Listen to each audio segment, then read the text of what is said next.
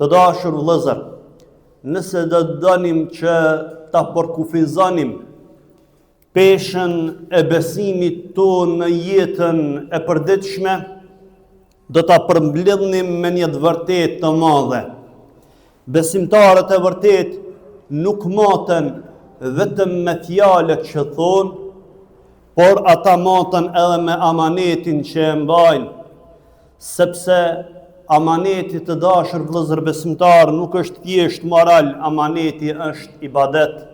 Zoti i Madhreshëm thot në Kur'an: Inna Allaha ya'murukum an tu'addu al-amanati ila ahliha.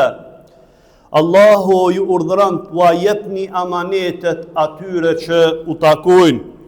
Ky ajet vëllezër nuk është thjesht një këshill morale, është një urdhër hynor.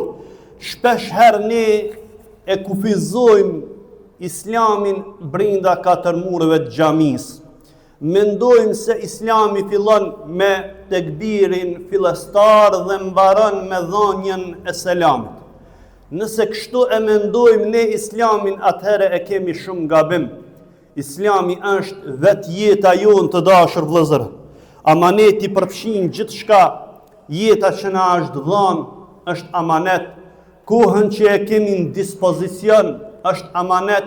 Bashkëshortja, fëmijët, prindërit janë amanet.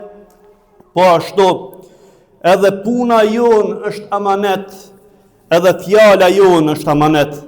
Andaj mbajeni mend këtë të dashur. Kur humb amaneti, humb besimi tek feja jonë në sytë e njerëzve.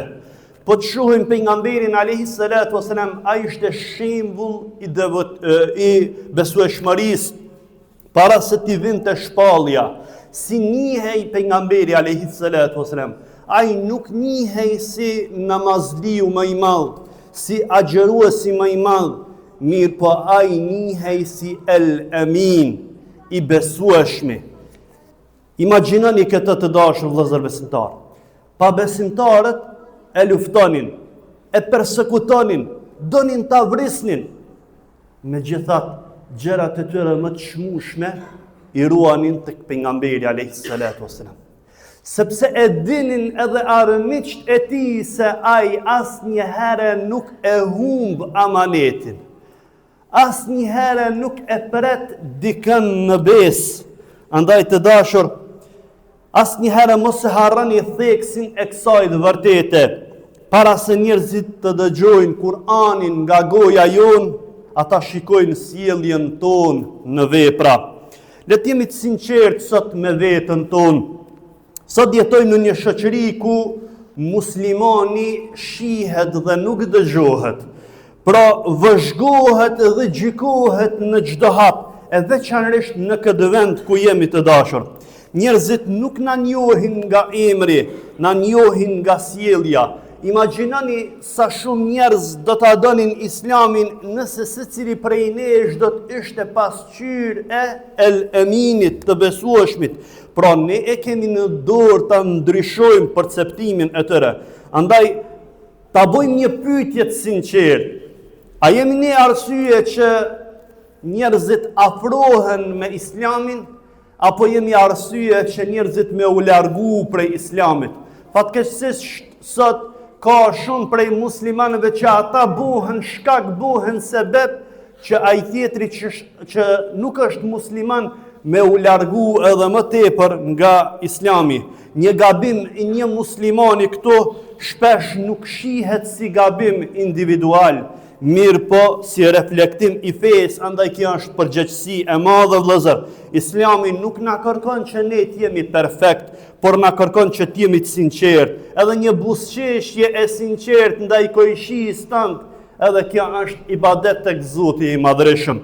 Edhe lënia e vendit punës pastërt, edhe kjo është ibadet, sepse çka do të thonë nesër? Do të thonë muslimanët kështu po veprojnë, kështu po bojnë. Nëse ti je produkt i punëve të mira, i fjalëve të mira, i veprave të mira. Andaj vëllezër, nëse del nga shtëpia me njetin për qenë i drejtë, për qenë korrekt, për qenë i ndershëm, atëherë dita e jote e punës shndrohet në ibadet.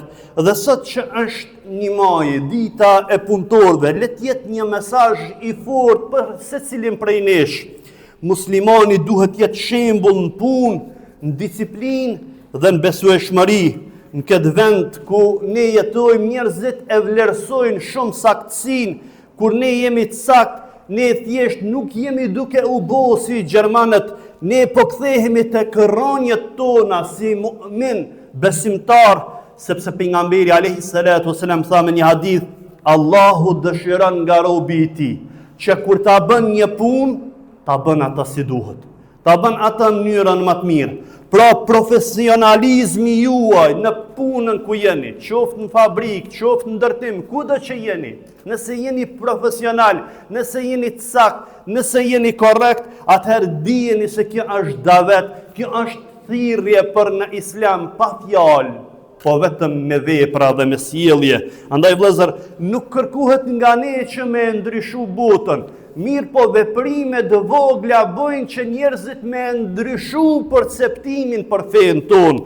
Andaj, merë një vendim të vogël që nga sot e tutje, thuaj unë do t'jem më i ndershmi, unë do t'a mbaj fjallën, unë do t'jem i besueshëm. Nëse secili prej nesh e merr këtë hap, ndryshimi do të bëhet shumë i madh. E lutim Allahun të na bëj prej atyre që e mbajnë amanetin, dhe kur të takojmë Allahun, të takojmë faqebardh për shkak të fjalive tona të mira, për shkak veprave tona të mira, për shkak davetit ton që e kemi bo me sjelljet e tona, me veprat e tona.